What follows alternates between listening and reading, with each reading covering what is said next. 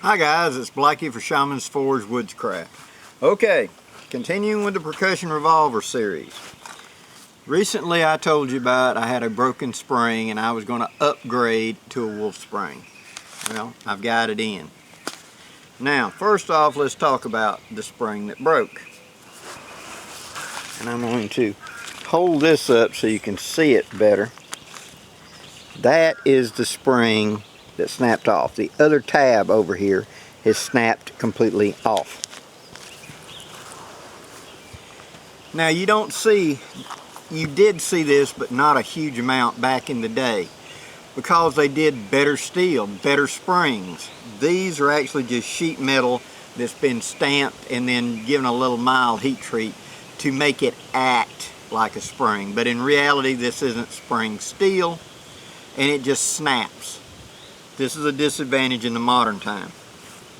Now, as I said, the single action Army that you see all the cowboy clones and the percussion revolvers have the same basic action. In fact, the springs usually interchange, not in every model, but they do interchange on many models.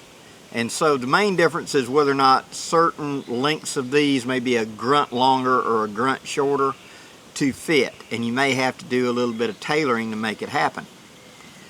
But if you want to eliminate all that headache, here's what I did. Now, those of you that have seen my stuff know about that I have a 61 Navy, and this one is unloaded, called Stormborn. And what I'm going to do is upgrade this gun to the new spring and take this spring and put into that old brass frame that I've had forever. It's a nostalgia piece, so it's not going to get a lot of use. But what we're going to do is break this one down, and then we'll show you the step-by-step of how to put it in. Okay. Stay with me. Now, I've taken the barrel and the cylinder off. We're going to break that down and show you how. But this is what we're talking about.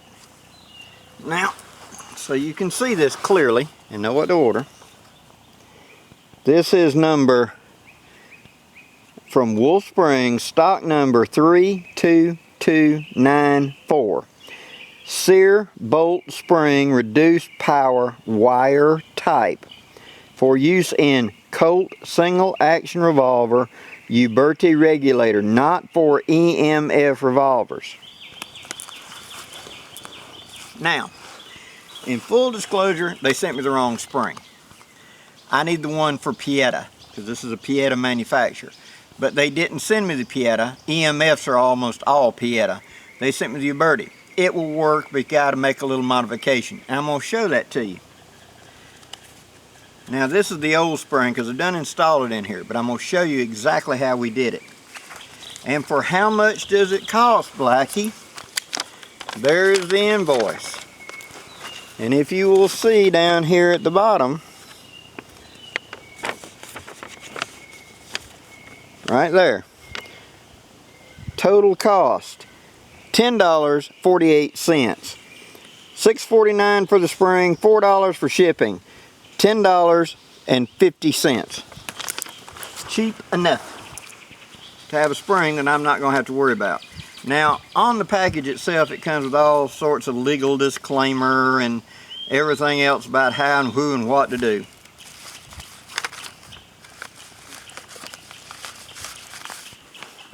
Now, get all that out of the way. Now, you're going to break it down just like you do normally to install it. What we're going to do is we're going to come to the grip screw and we're going to loosen it about halfway. I don't take it all the way out yet.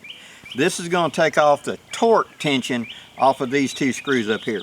If you don't do that, eventually you wear out these screws, because as you're unscrewing them, the end of that thread is taking more and more and more pressure, because this grip frame wants to act like a spring and come back. By taking that pressure off, I don't wear out my screws. Now remove these.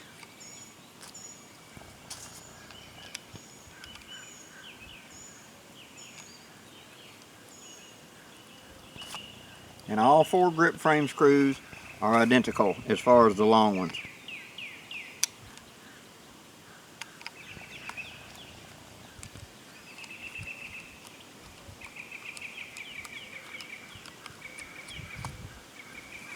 2. Turn over. Now I take out the base screw, letting the frame just slide away from it. I drop out the screw, and now we put the screw right back in the hole in the grip frame, because this screw is unique to this position. Do not lose it. So put that screw back and you take it out.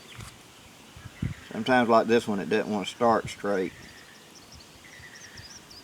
There, just thumb it down so it's kind of snug. Now, the big main screw, loosen it about halfway. Take your thumb, push down on the top of the spring, and just slide it out of the way. Run it back down a little snug so this doesn't flop around and get in your way. Now invert the gun over, looking at the bottom trigger guard. Take the front screw completely out.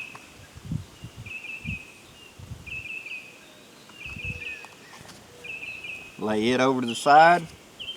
Take the 2 rears completely out.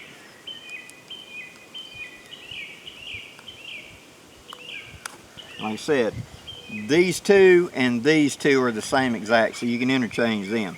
This one is unique and that grip is unique, so don't lose it.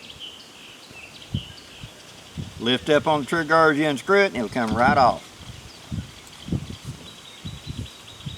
Lay that to the side. Take that little screw, stick it back in the hole so you don't lose it. Now, let me show you how the wire spring looks in here. Here is the spring coming out, hooking to the bolt. Here's the other tab coming out and going to the trigger. Notice how, I hope you can see that, it's kind of straight out. When you get the wrong spring like I did here for the Uberti, the end of the spring will actually be over like that instead of straight out. All I've done is taken a pair of pliers, small pliers. We'll use a stand-in for just a second. I gripped the spring, which is bent like that. I then took another pair and got it at the bend and very gently straightened it out about like that. What that's done is caused it to reach far enough where it's actually hooking on that little shelf right there of the trigger so that it now works the trigger. Now back to, we take out that big screw right there that we just recently talked about. It is unique, so don't lose it. And here is the wire spring. Now, let me grab the old thing it's replacing so you can compare them. Here are the 2 springs, side and side. This is the old part, and this is what you're replacing it with. This is piano wire, and will probably not break in your lifetime. This is what a lot of the guys do in cowboy action, and they're doing competition, and they're going to be doing thousands and thousands of rounds. They like to drop these in because it also drops your trigger pull down, probably like a pound less. It doesn't make it unsafe, but it does improve the pull. And as you can see, it's not flat, it's actually arched to make it have a little tension when you tighten down on it.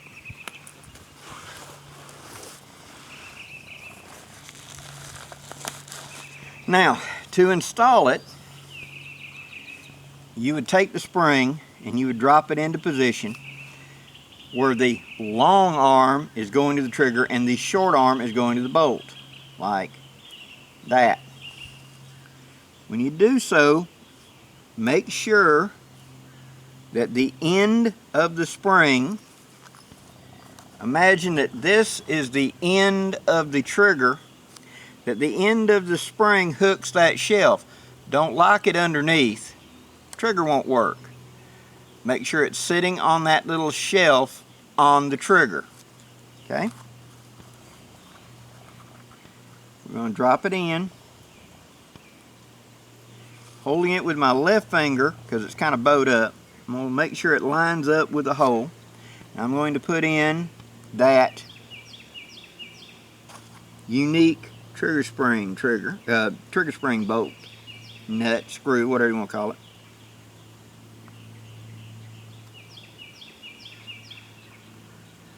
Okay, once I get it started and you feel a little bit of tension on the spring, stop.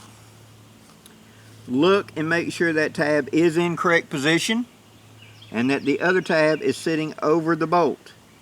Everything is correct.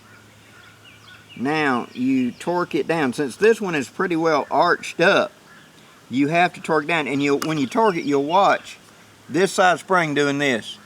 You want it to go down in contact. Remember what we talked about, not bottoming it out? Take it down till it's good and snug, and I'm going to turn it where it's like 90 degrees like that. Now check for function. Does your trigger work? And pop back. Yes. Now work the bolt. Does the bolt go down? Yes. Does the trigger lock into the half cock notch? Yes.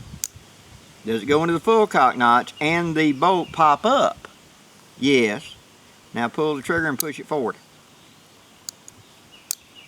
There you go. Now it's in place and it's working. Now we reassemble. We take that little screw out.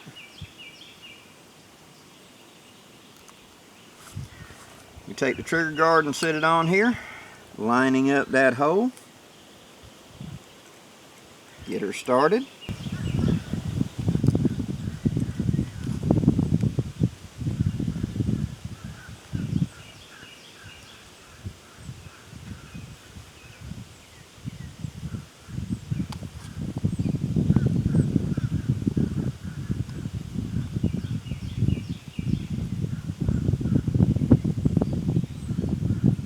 Get her started, drop in one of your back screws, get it started. Drop in the second back screw, get it started. Start all before you tighten any of them, because they can be a little bit bound up because of variances in the frame. Okay, they're all started. Now go to the front one. Snug it up. Come back to the back ones, tighten them up, good and snug. Go back to the first one, give it just a little more. Coming up to the mainspring, backing that screw out a little bit. Take my thumb, push it underneath the hammer so that little running groove fits on the roller. Tighten up the hammer spring.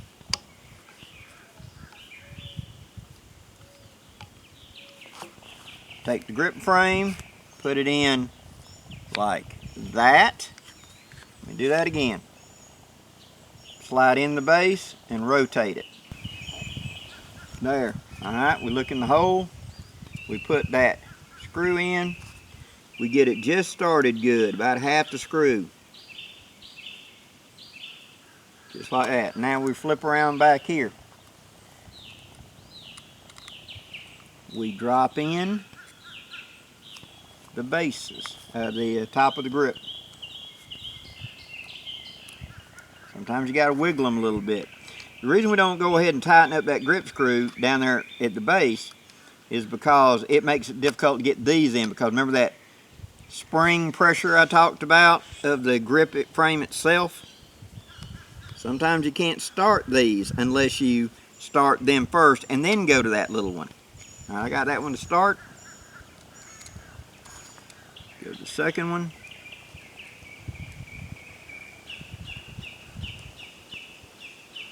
Sometimes if you bear down on the grip a little bit, it'll bite in and start.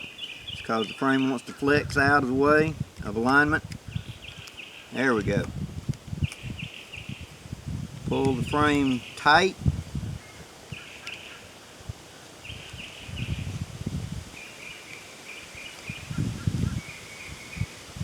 Then go back to your bottom screw, cinch it up. Now go back and check every screw you just loosened and make sure that they're good and snug. Firing jostles the frame a little, and if these are not working together like this one is, where there's a little bit of spring tension, the screws back out. Part of that spring tension keeps your screws in. Check it for function. Everything seems to be working. Now reassemble. Okay, bring it to half cock, put on the barrel or the cylinder, install the barrel, put the wedge in place, give it a little tap so it pops over, check for function. Now, slow, really slow.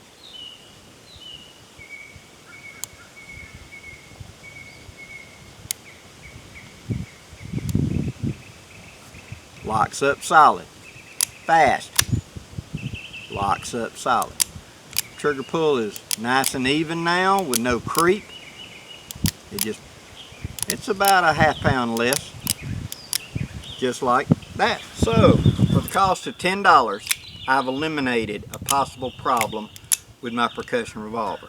This will make it much more reliable and rugged, and I don't have to worry about that spring going south at the worst possible moment. Plus, the wire springs, the piano springs, are more rust resistant really than that flat spring is, and so I don't have to worry about it getting stuck in place either should I take a dunking or have to go a long amount of time without having to clean the gun. Hope this gives you some ideas, guys. I'm sorry if it was a long video, but this is one of them things I feel that you need to see the whole process, because you're probably going to have a question all along. So, how do you get yours? Well, yeah, WOLFF out of Newton Square, Pennsylvania. And their website is www.gunsprings.com. I'll put that at the end of the video. If you'd like to make this upgrade to yours, I recommend it. It's easy, it's simple, it's cheap, and it's good peace of mind.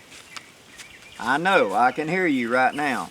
Okay, Blackie, but what about that spring on the hand that goes up and down that likes to break? Well, let me tell you, there is a cure for that one. But it requires a machine, a skilled operator to go into the slot, drill into the frame, and put a plunger and bearing to work it. And it's really not worth the time. It's better just to smooth that channel up, make sure that spring is clean and is moving with as little friction as possible in that channel, and it'll get good long service. Best I can tell you. Hope you found this useful, guys. Please leave any questions or comments below. And if you haven't subscribed, please do. Till later, I'm Blackie for Shaman's Forge Woodscraft. Wishing you safe journeys. Have a great day, guys.